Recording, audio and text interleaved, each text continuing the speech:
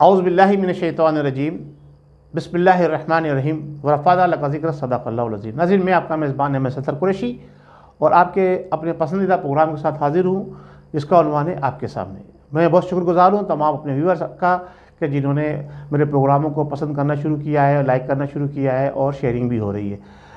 नाज़रीन, आज हमारे पास 3-4 मौजू हैं, लेकिन बात कहाँ से शुरू करें इसके ऊपर ज़रा सोचना पड़ेगा। तो सबसे पहले हम बात करते हैं पाकिस्तान में जो मौजूदा हालात और उस हालात की वजह से महंगाई।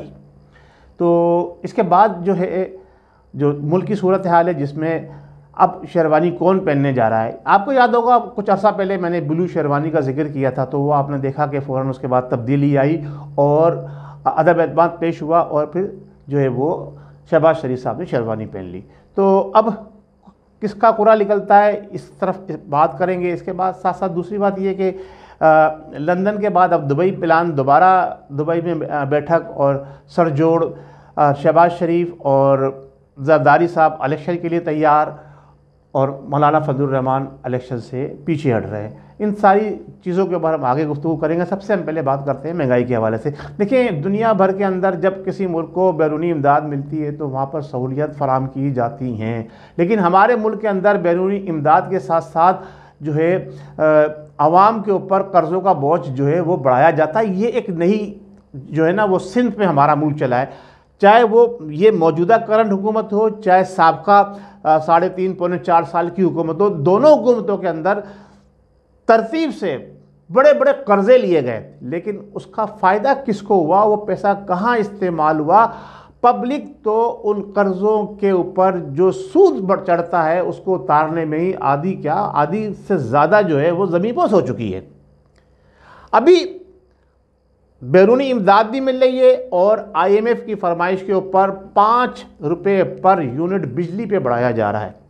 अगर 5 रुपये पर यूनिट बिजली पे बढ़ाते हैं, 1 रुपये बढ़ाने के ऊपर अरबों रुपए आवाम के ऊपर बोझ पड़ता है, तो 5 रुपये बढ़ाएंगे तो जनाब अली क्या ये बोझ खरबों में नहीं चला जाएगा?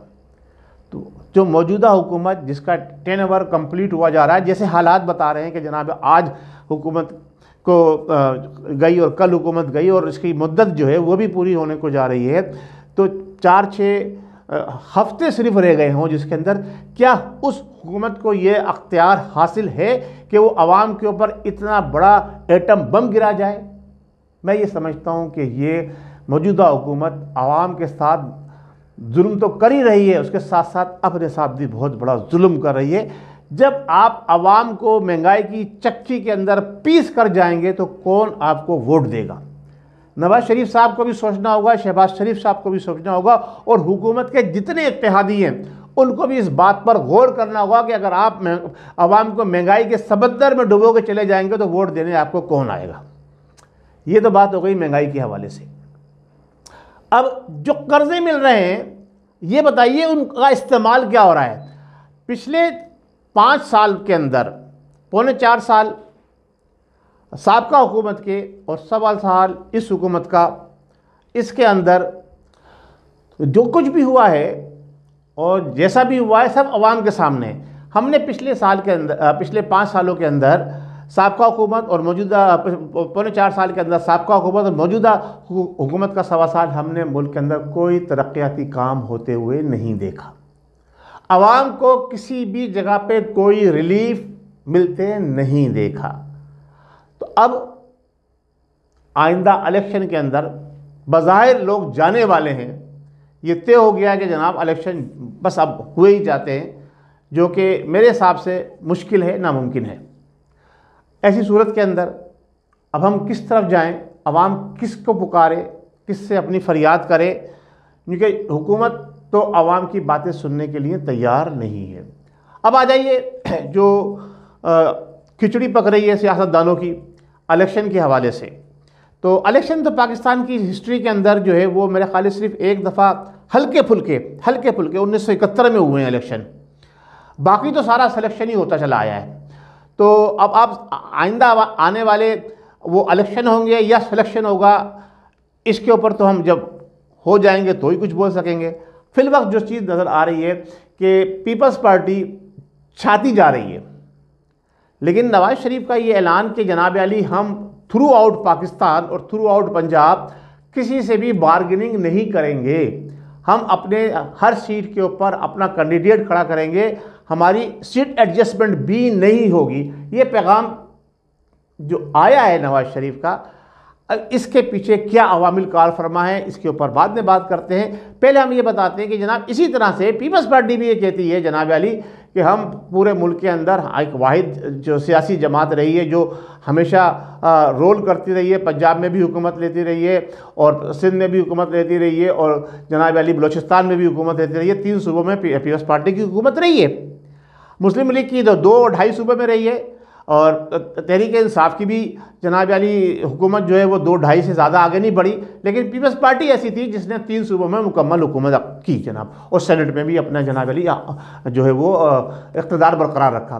तो ये पार्टी अगर बात करती है तो वो बात अलग है। अब आ जाइए तीसरी जमात, तीसरी क़ुव्वत जिसका जो तहरीक इंसाफ के नाम से उभरी और जिसे कहते हैं कि वो उबाल आया और उसके बाद वो ठंडा पड़ गया।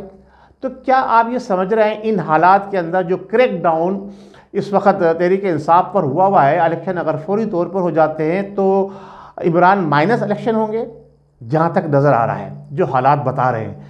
तो जब इमरान माइनस इलेक्शन होंगे तो तहरीक इंसाफ वो कारकर्दगी दिखाने में कामयाब हो जाएगी। लीडर तो कोई है ही नहीं उनका, सारे पाबंद सलासिले, एक दफ़ा पकड़ा जाता है फिर छूट जाता है, फिर पकड़ा जाता है फिर छूट जाता है, फिर ये सिलसिला जो चल रहा है। इन हालात के अंदर क्या आप ये समझते हैं कि तहरीक इंसाफ इलेक्शन में भरपूर हिस्सा ले सकेगी? मैं ये समझता हूँ कि मुश्किल है, और अगर वो हिस्सा ले भी ले तो क्या वोट उनको पड़ जाएगा, इसके ऊपर बात करते हैं। दूसरी तरफ रह गए मौलाना फजलुर रहमान साहब। असल में मौलाना फजलुर रहमान साहब का मसला बहुत बड़ा है। इस वक्त जो KPK की हुकूमत है और जो हमारी सेंट्रल हुकूमत है उसमें मौलाना के हवारी बहुत सारे इक़्तिदार के अंदर है। तो वो ये चाहते हैं कि उन्हें जितना टाइम फ्रेम मिल जाए। देखिए यहाँ जो इक़्तिदार में आता है वो एक टारगेट लेके आता है कि मैंने 100 रुपये खर्च किए, मैंने 500 नहीं 2000 बनाने।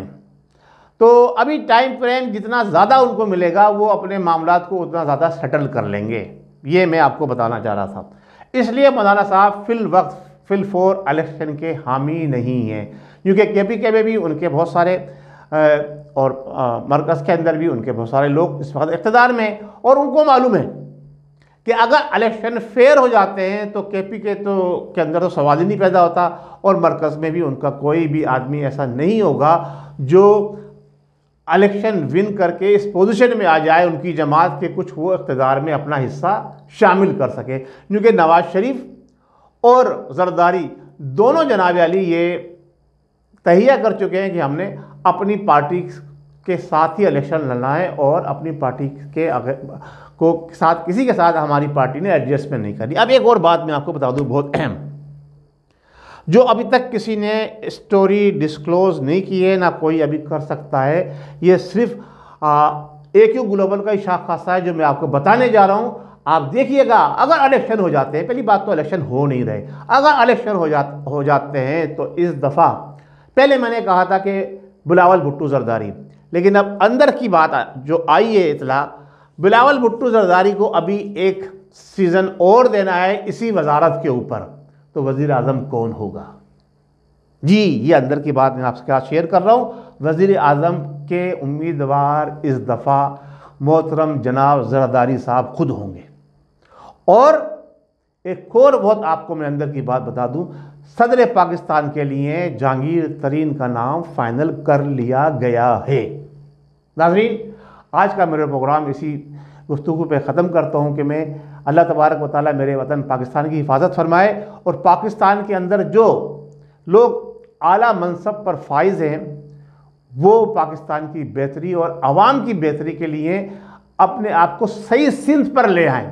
क्योंकि अब तक जो कुछ हो रहा है वो प्री प्लान्ड हो रहा है और तयशुदा हो रहा है, उसमें उन लोगों के मफादात हैं। तो मफादात से हट के आवाम की मफादात की बात करें और पाकिस्तान की तरक्की और खुशहाली की बात करें। पाकिस्तान जिंदाबाद।